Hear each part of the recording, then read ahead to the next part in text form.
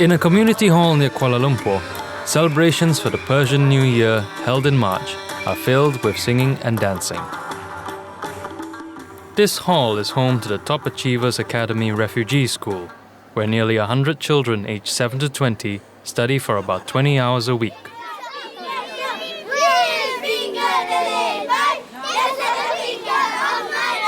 I like to be a pilot, so I started learning in this school, like Achievers Academy, to learn how I will be a pilot. So they teach me English, science, and math. But dreams come at a price.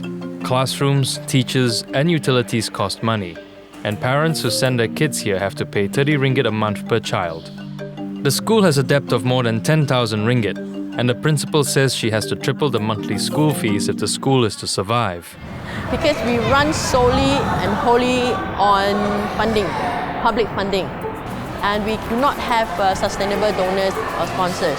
So that's the only thing we can rely on is the public and on school fees. Unlike Malaysian children, refugees have no access to formal education.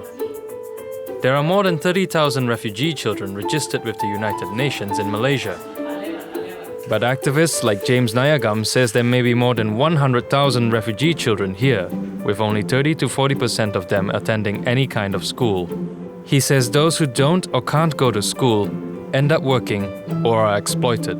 So most of them, sometimes we can see them take on menial tasks.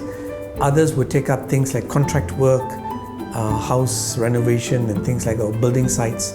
If one goes to Kuala Lumpur in the middle of the night, you'll probably find kids who are selling cigarettes and selling other things, flowers and all that in the night.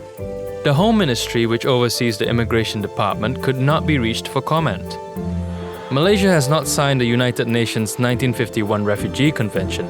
Considered illegal immigrants here, not many refugees will have the chance to work legally or have access to cheap healthcare and, of course, education. If there's no school, how we can read books? That's why. So we need to come to school to learn how to write, how to draw, how to read. If there was no school, what would you be doing? Maybe working, maybe staying at home. Not sure. I haven't think about it. Many refugee children in Malaysia may have no choice but to spend much of their growing years away from schools.